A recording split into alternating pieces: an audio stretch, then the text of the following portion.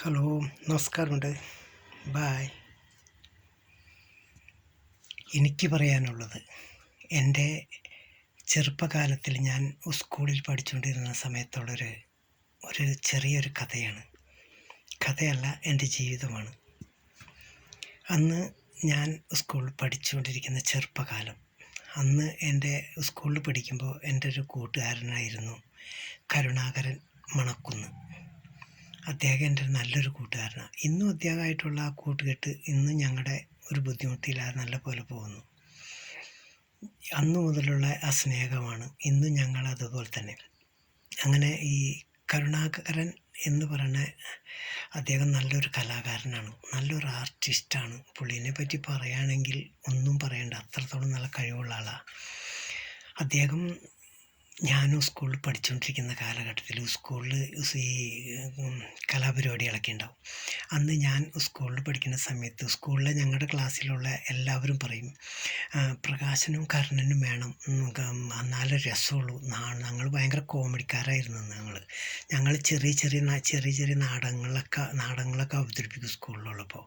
അന്ന് സ്കൂളിലുള്ള എല്ലാവർക്കും ഞങ്ങൾ വലിയ കാര്യമാണ്. കാരണം വെച്ചിട്ടുണ്ടെങ്കിൽ ഞങ്ങൾ ഇങ്ങനെ കലാപരിപാടികളൊക്കെ അവതരിപ്പിക്കുമ്പോൾ എല്ലാവർക്കും ഭയങ്കര ഇഷ്ടമാണ്. കാരണം വെച്ചിട്ടുണ്ടെങ്കിൽ ഞങ്ങളുടെ ചിരിച്ച് മണ്ണ് പോന്നൊക്കെ പറയണത് ഞങ്ങൾക്കത് അനുഭവമുണ്ട്. അവർ പറഞ്ഞേക്കണതാണ് ഞങ്ങളോട്, നിങ്ങൾ രണ്ടുപേരും ഇല്ലെങ്കിൽ പിന്നെ നാടകം ഒരു രസം ഉണ്ടാവില്ല എന്നൊക്കെ പറയും. ഞങ്ങൾ എന്ത് കാണിച്ചു കൂട്ടിയാലും അവർക്കത് വലിയ സന്തോഷമായിരിക്കുള്ളൂ. അങ്ങനെയായിരുന്നു സ്കൂളിലെ കാലഘട്ടം കഴിഞ്ഞതിന് ശേഷം ഞങ്ങൾ പിന്നെ അതിന് ശേഷം നമ്മുടെ മണക്കുന്നിൽ തന്നെ നമ്മുടെ വേറൊരു കൂട്ടുകാരുണ്ടായി, സുരാജ്. ഈ സുരാജും കർണനൊക്കെ ടീം എല്ലാവരും ഞങ്ങൾ കൂടിയിട്ട് ഒരു നാടക പരിപാടി നടത്താനുള്ള പരിപാടിയുണ്ട്. ആ നാടക പരിപാടി എവിടെയെന്ന് വെച്ചിട്ടുണ്ടെങ്കിൽ നമ്മുടെ ഈ തറയില അമ്പലത്തിലാണ്. തറയില അമ്പലത്തിൽ ഉത്സവം. അപ്പോൾ അവിടെ ഒരു ഉത്സവത്തിന് അവർ പറഞ്ഞു, നിങ്ങളുടെ ഒരു പരിപാടി നടത്തുമെന്ന് പറഞ്ഞു. അങ്ങനെ കർണൻ്റെ ഈ മിമിക്രി അങ്ങനത്തെ ഇതുകളൊക്കെ, പിന്നെ ഞങ്ങളുടെ വക നാടകം. അപ്പോൾ നാടകത്തിൽ ആദ്യമായിട്ടാണ് അവിടെ നമ്മൾക്കൊക്കെ ഒരു സ്റ്റേജൊക്കെ ആക്കി തന്ന് ഞങ്ങൾ സ്റ്റേജിൽ കയറി, തറയില അമ്പലത്തിൽ സ്റ്റേജിൽ കയറി ഒരു നാടകം അഭിനയിച്ചു. ആ നാടകം എല്ലാവർക്കും ഇഷ്ടപ്പെട്ടു, നല്ലൊരു ഇഷ്ടപ്പെട്ടു. അങ്ങനെ ആ നാടകത്തിൻ്റെ അമ്പലത്തിലെ ഭാരവാഹികൾ ഞങ്ങളെ വിളിച്ചൊരു 101 രൂപ ഞങ്ങൾക്ക് സംഭാവനയായിട്ട് തന്നു. കാരണം അന്ന് 150 രൂപ എന്ന് പറഞ്ഞാൽ നല്ല പൈസ ഉണ്ടാവും. കാരണം അന്ന് നമുക്ക് ആദ്യമായിട്ട് കിട്ടിയതാണ് ഒരു നാടകം ഞങ്ങൾ അവതരിപ്പിച്ചിട്ട്. ആ നാടകമാണ് ഞങ്ങളുടെയൊക്കെ ജീവിതത്തിൽ ഒരു തുടക്കം. അവിടെ നിന്ന് തൊട്ട് പിന്നെ അതിന് ശേഷം ആ നാടകങ്ങളൊക്കെ കഴിഞ്ഞൊരു സുരാജും നല്ലൊരു കലാകാരനാണ് കേട്ടോ. സുരാജ് മണക്കുന്ന്, അതുപോലെ തന്നെ കർണൻ മണക്കുന്ന്, അവരൊക്കെ രണ്ടുപേരും ആർട്ടിസ്റ്റുകളെന്ന് പറഞ്ഞാൽ നല്ലതാണ്, നല്ല കലാകാരന്മാർ. കർണന് ചെറുപ്പത്തിൽ എന്നെപ്പോലെ സിനിമയിൽ അഭിനയിക്കുന്നത് ഭയങ്കര ആഗ്രഹമുള്ള ആളായിരുന്നു. അങ്ങനെ ഞങ്ങൾ പിന്നെ അവിടുത്തെ ഞങ്ങളുടെ ജീവിത രീതികളൊക്കെ മാറി. അതിനുശേഷം ഞാൻ ഈ കേരളം വിട്ട് ഞാൻ നേരെ കർണാടകത്തിലേക്ക് പോയി. നാട് വിട്ട് കർണാടകത്തിൽ ചെന്നതിന് ശേഷം അവിടെ ജോലി കിട്ടി. ഒരു ജോലിയിൽ പ്രവേശിച്ചു. അവിടെ ജോലി ചെയ്തുകൊണ്ടിരിക്കുമ്പോൾ തന്നെ നമ്മൾക്ക് എല്ലാവിധ കലവോടുകൂടി ഉള്ള ആൾക്കാരായിരുന്നു ഞങ്ങൾ. അതൊക്കെ എല്ലാം നമുക്ക് ഇനിയൊന്നും നടക്കില്ല എന്നൊക്കെ വിചാരിച്ച് ആകെ നിരാശയിൽ ഞങ്ങളവിടെ ജോലി ചെയ്തു. അങ്ങനെ അങ്ങോട്ട് ജീവിച്ചു പോകായിരുന്നു. അങ്ങനെ ഇരിക്കുന്ന കാലഘട്ടത്തിലാണ് നമ്മുടെ ഉടുപ്പിയിൽ ഒരു ഷൂട്ടിങ്ങിന് വരുന്നത്. അങ്ങനെ ഒരു ഷൂട്ടിംഗ് ഉണ്ട്. അപ്പോൾ ഷൂട്ടിംഗ് ഉണ്ടെന്ന് പറഞ്ഞു കഴിഞ്ഞപ്പോൾ അവിടെ മണിപ്പാലിലും അതുപോലെ തന്നെ ഈ ഉടുപ്പിയിലാണ് ഷൂട്ടിംഗ് നടക്കുന്നത്. അപ്പം ഞങ്ങളുടെ ഒരു പരിചയമുള്ളൊരു കൂട്ടുകാരനുണ്ടായിരുന്നു, രമാനന്ദെന്നുണ്ട്. അദ്ദേഹം നമ്മളോട് പറഞ്ഞു, ഇങ്ങനൊരു പരിപാടി ഉണ്ട്, നല്ല ഇതാണ്, എൻ്റെ ഒരു പരിചയക്കാരനുണ്ട് അതിൽ. അപ്പോൾ അങ്ങേരെ കണ്ട് നമുക്ക് സംസാരിക്കാം, നമുക്ക് എന്തെങ്കിലും ചാൻസൊക്കെ മേടിക്കാമെന്ന് പറഞ്ഞു. അങ്ങനെ ഞാൻ അവരോട് പറഞ്ഞു, എനിക്ക് വലിയ താല്പര്യമായി. ഞാൻ പറഞ്ഞു നമുക്ക് ചോദിക്കാമെന്ന് പറഞ്ഞു. അങ്ങനെ ഞങ്ങൾ അന്വേഷിച്ച് ചെന്നു. അപ്പോൾ അന്വേഷിച്ചപ്പോൾ കൂട്ടുകാരെ കിട്ടി. അവരോട് പറഞ്ഞ് അവിടുത്തെ കോളേജിൽ, അപ്പോൾ അവിടെ കോളേജിൽ ഉടുപ്പിയിൽ ഈ PPC കോളേജ് എന്ന് പറഞ്ഞിട്ടൊരു കോളേജുണ്ട്.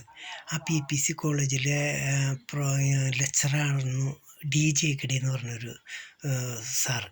ആ ഡി ജെ ഗിഡി സാറ് എൻ്റെ കെയർ ഓഫിൽ ഞങ്ങൾ അംഗാധ്യാപകമായിട്ട് സംസാരിച്ചപ്പോൾ ഡി ജെ ഗിഡി സാറിന് ഇപ്പോൾ ഷൂട്ടിംഗ് നടക്കുന്ന ഫിലിമിൻ്റെ സംവിധായകനായ നാഗവണ്ണ സാറിനെ നല്ല പരിചയവും, അവരായിട്ട് നല്ലതാണ്. അങ്ങേരാണ് സംവിധാനം.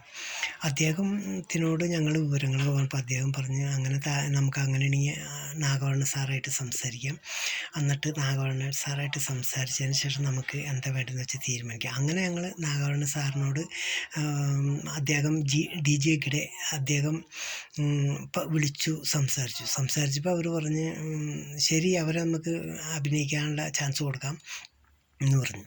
ഈ ഡി ജെ കിഡി എന്ന് പറഞ്ഞ അദ്ദേഹം അതിന് ശേഷം ഒരു ബൈക്ക് ആക്സിഡൻറ്റിൽ മണിപ്പാൽ ഉടുപ്പിയുടെ മധ്യേ ഒരു ഇന്ദ്രാടി എന്ന് പറഞ്ഞ സ്ഥലത്ത് വെച്ച് ആക്സിഡൻ്റായിട്ട് അദ്ദേഹം മരണപ്പെട്ടു. അദ്ദേഹം ഉണ്ടായിരുന്നെങ്കിൽ നമുക്ക് നല്ല ഇതുണ്ടായിരുന്നേ, പക്ഷെ പറഞ്ഞിട്ട് കാര്യമില്ല. അത് ഈ ഫിലിമൊക്കെ ഷൂട്ട് കഴിഞ്ഞതിന് ശേഷമാണ് കേട്ടോ. അതിന് മുമ്പ് ഈ ഡി ജെ ഗിഡി സാറ് നാഗവണ്ണ സാറിനെ വിളിച്ച് പറഞ്ഞു.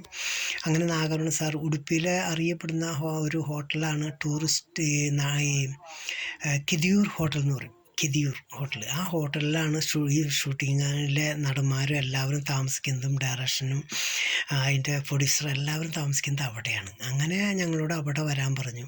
അവിടെ വരുമ്പോൾ നിങ്ങളൊരു ഫുൾ സൈസ് ഫോട്ടോ എടുത്ത് കൊണ്ടുവരണമെന്ന് പറഞ്ഞു. അങ്ങനെ ഞങ്ങളൊരു ഫുൾ സൈസ് ഫോട്ടോ ഞാനും എൻ്റെ ഒരു കൂട്ടുകാരനും കൂടി എടുത്തു. ഈ കിതിയൂർ ഹോട്ടലിൽ ഉടുപ്പിയിൽ ചെന്ന് ഞങ്ങൾ അവിടെ റൂമിൽ പോയി ഈ നാഗവണ്ണ സാറിൻ്റെ റൂമിൽ പോയി. അവിടെ ഞങ്ങൾ അദ്ദേഹത്തിൻ്റെ കണ്ട് അദ്ദേഹം വിളിച്ചു, അദ്ദേഹത്തിനോട് ഫോട്ടോ കാണിച്ചു കൊടുത്തു. ആ ഫോട്ടോ കണ്ട് അവർക്ക് വലിയ ഇഷ്ടമായി.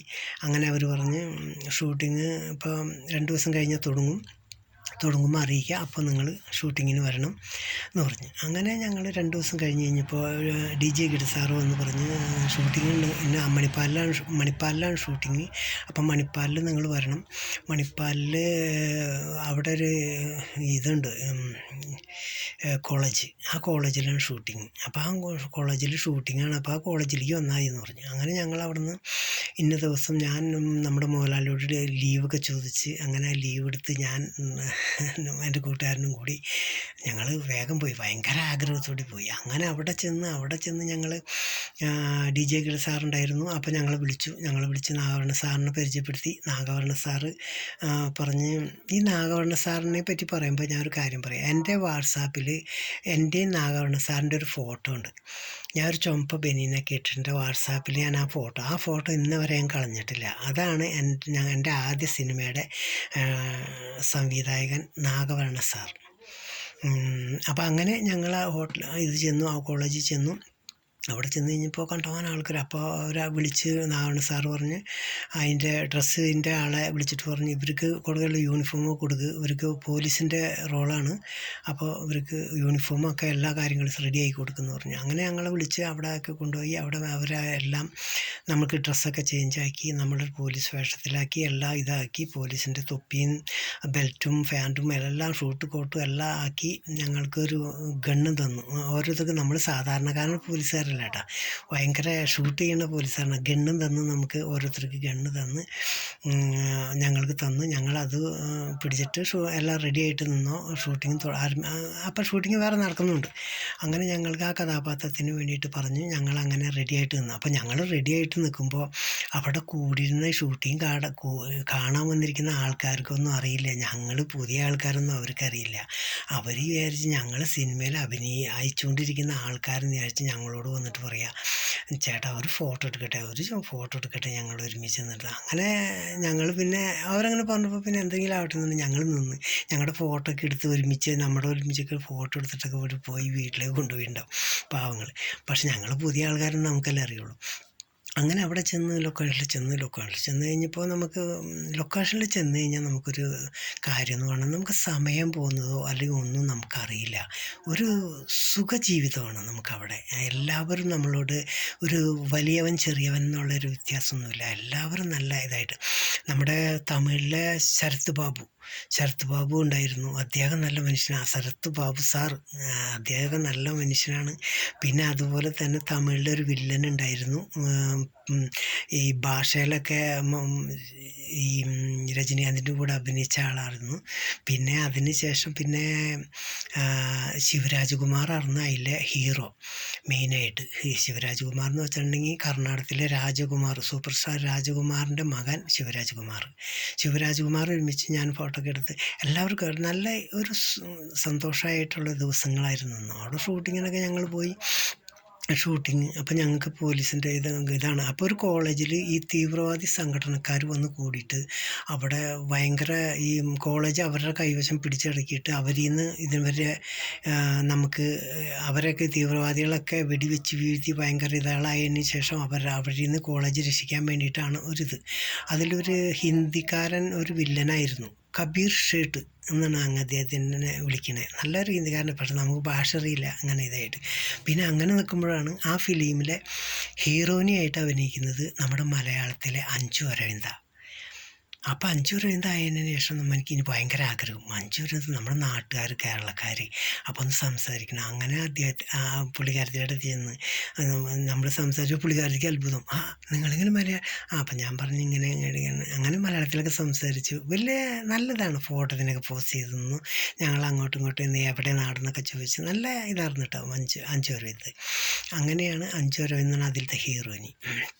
അങ്ങനെ ഷൂട്ടിങ്ങൊക്കെ കഴിഞ്ഞ് നമുക്കൊരു 3-4 ദിവസത്തെ ഷൂട്ടിങ് എന്താ ഉണ്ടായിരുന്നു നമുക്കവിടെ. ഈ ഇതിൻ്റെ ആയിട്ട് കുറേ നടന്മാരൊക്കെ ഉണ്ടായിരുന്നു. അതിൽ ഉടുപ്പിക്കാരനൊരു നടനുണ്ടായിരുന്നു, ഹരീഷ് റായ് എന്നുണ്ട്. അദ്ദേഹം മരണപ്പെട്ടു. ഇപ്പോൾ അദ്ദേഹം ജീവിച്ചിരിക്കുന്ന 2 പേര് മരണപ്പെട്ടു പോയി. ഇപ്പോൾ പിന്നെ അതിൻ്റെ കർണാടകത്തിലെ അറിയപ്പെടുന്ന നടൻ, നാഷണൽ അവാർഡൊക്കെ മേടിച്ച ഗിരീഷ് കർണാട് എന്നൊക്കെ പറഞ്ഞ് കേട്ടിട്ടുണ്ട്. അത് അദ്ദേഹം ഉണ്ടായിരുന്നു.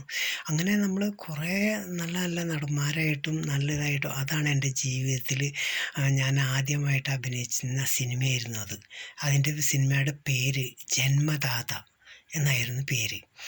അങ്ങനെ ആ ജന്മദാത ഫിലിമൊക്കെ ഷൂട്ടിങ് കഴിഞ്ഞ് ഷൂട്ടിങ്ങിനൊക്കെ കഴിഞ്ഞതിന് ശേഷം ഞങ്ങൾ ഈ അതിൻ്റെ ഫിലിം നമ്മൾ തിയേറ്ററിലൊക്കെ വരണമല്ലോ. നമ്മളെ ഉടുപ്പിയിലൊരു ഡയന എന്ന് പറഞ്ഞ തിയേറ്ററിലാണ് ഈ ഫിലിം വന്നു കഴിഞ്ഞപ്പോൾ വാൾ പോസ്റ്റർ അടിക്കുമ്പോൾ ഞങ്ങളൊക്കെ പോയി നോക്കും. കാരണം വെച്ചിട്ടുണ്ടെങ്കിൽ എൻ്റെയൊക്കെ ഫോട്ടോ വന്നിട്ടുണ്ടോന്ന് വലിയ സന്തോഷമാണ് നമുക്ക് മനസ്സിൽ. അങ്ങനെ ഞങ്ങൾ കുറേ ആൾക്കാരോട് വാൾ പോസ്റ്റ് നോക്കാൻ പോയി കഴിഞ്ഞപ്പോൾ അവിടെ ചെന്ന് കഴിഞ്ഞപ്പോൾ നമ്മൾ ഗണ്ണൊക്കെ പിടിച്ച് ഇങ്ങനെ പോസ്റ്റിൽ ഇങ്ങനെ നിൽക്കണേ, എന്താ സന്തോഷം എന്നറിയുമ്പോൾ ഞങ്ങൾക്ക് മനസ്സിൽ വന്നത്. കാരണം വെച്ചിട്ടുണ്ടെങ്കിൽ ജീവിതത്തിൽ നമുക്ക് ഇങ്ങനെ എൻ്റെ ആദ്യത്തെ സിനിമയായിരുന്നു അത്, ജന്മദാത. അങ്ങനെ അവിടെ വെച്ചു. പിന്നെ അവിടുന്ന് കുറേ ചാൻസുകൾ ഞങ്ങൾക്ക് കിട്ടിയേനെ. അപ്പം അങ്ങനെയാണ് നമ്മുടെ കർണാടകത്തിലെ ജീവിതം എൻ്റെ അവിടെ ഇതായിട്ട്. എൻ്റെ മനസ്സിലുള്ള ഒരാഗ്രഹം അവിടെ വെച്ചാണ് പൂർത്തീകരിച്ചത്. സിനിമയിൽ അഭിനയിച്ചു. ശിവരാജകുമാർ എന്ന് പറഞ്ഞ ആ ഹീറോ നല്ലൊരു വ്യക്തിയാണ്. ഒരു വലിയവനാണെന്നോ അല്ലെങ്കിൽ ഒരു ഇതെന്നുള്ളൊരു ഭാവമൊന്നുമില്ല. നമ്മളൊക്കെ ആയിട്ട് എല്ലാ ഇതിലും നമ്മൾക്കും അങ്ങനെ ഇപ്പം നല്ല കാര്യങ്ങളൊക്കെ പറഞ്ഞു തരും. നല്ലൊരു മനുഷ്യനാണ്. അവരൊക്കെ എല്ലാവരും മൊത്തത്തിൽ എല്ലാവരും, നാഗവണ്ണ സാറും എല്ലാവരും. അപ്പം അങ്ങനെയാണ് എൻ്റെ കർണാടകത്തിലുള്ള ഫിലിമിൻ്റെ കഥ. അതിന് ശേഷമാണ് ഞാൻ കർണാടകത്തിൽ നിന്ന് 2-3 വർഷം കഴിഞ്ഞതിന് ശേഷമാണ് ഞാൻ നാട്ടിലേക്ക് വീണ്ടും തിരിച്ചു വരുന്നത്. നാട്ടിലേക്ക് തിരിച്ചു വന്നതിന് ശേഷമാണ് എൻ്റെ നാട്ടിലെ കഥ. ആ നാട്ടിലെ കഥ ഞാൻ ഇനി കുറച്ചല്ല, ഒരു ദിവസം കഴിഞ്ഞിട്ട് ഞാൻ ഇത് തന്നെ നിങ്ങളോട് ഇതിൻ്റെ ബാക്കി പറയാം, നാട്ടിൽ വന്ന കഥകൾ. അപ്പോൾ നാട്ടിൽ വന്ന് അഭിനയിച്ചതും അതുപോലെ തന്നെ നാട്ടിൽ വന്നിട്ടുള്ള എൻ്റെ കഥാപാത്രങ്ങൾ പിന്നെ പറയാം. ഇപ്പം ഞാൻ ഇവിടെ കർണാടകത്തിൽ വെച്ച് എൻ്റെ കഥ ഞാൻ ഇവിടെ അവസാനിപ്പിക്കുകയാണ്. എല്ലാവർക്കും എൻ്റെ ഇത് കേൾക്കുമ്പോൾ ഒരു രസം, എനിക്കൊരു സന്തോഷവും നിങ്ങൾക്കൊരു ഇങ്ങനെയുള്ള കാര്യങ്ങൾ നിങ്ങളും അറിയാലോ എന്നൊക്കെ വിചാരിച്ചിട്ടാണ് ഞാൻ പറഞ്ഞത്. അപ്പോൾ ഓക്കെ, ബൈ.